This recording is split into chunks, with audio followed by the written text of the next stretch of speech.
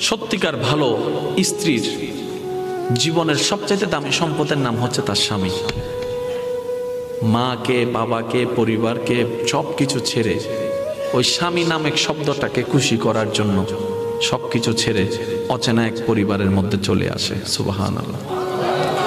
আসে তো আসে, খুব অবাক লাগে, আবার মানাইও নেই, একদম ম্যাচিং হয়ে যায়। যেখানে যাই সেই রকম একটা মেন্টালিটি আল্লাহ পাক তাদেরকে দান করেছেন ম্যাচিং হয়ে যাওয়ার জন্য। একজন সত্যিকার ভালো বউ তার জীবনের সবচেয়ে বড় নিয়ামত মনে করে দুনিয়ার তার স্বামীকে। কারণ সবাই তার সাথে বেঈমানি করবে, আমার স্বামী কখনো আমার সাথে বেঈমানি করবে না। সবাই আমার হাত ছেড়ে দিবে, আমার স্বামী কখনো আমার হাত ছাড়বে না।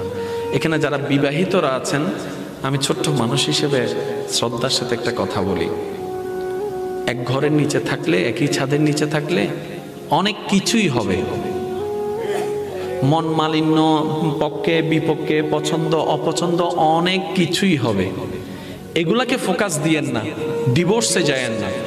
কারণ ডিভোর্স করে যেখানে যাবেন সেখানে যে মহাসুখ পাবেন এরকম কোনো গ্যারান্টি নাই। যেখানে আছেন থাকুন, আল্লাহর রহমতের আশা করুন। ডিভোর্স কখনো সমাধান হতে পারে না। স্বামীর কাজ হচ্ছে স্ত্রীদেরকে মায়া প্রদর্শন করা, মহাব্বত প্রদর্শন করা, কেয়ারিং পছন্দ করা, কেয়ারিং প্রদর্শন করা। আর স্ত্রীদের কাজ হচ্ছে স্বামীদেরকে ভক্তি করা, শ্রদ্ধা করা, সম্মান করা। দুইজনের পক্ষ থেকে যখন এই ইসলামের নিয়ম দুইটা চলে আসবে, অশান্তির সংসার অশান্তির হয়ে যাবে। সুবহানাল্লাহ।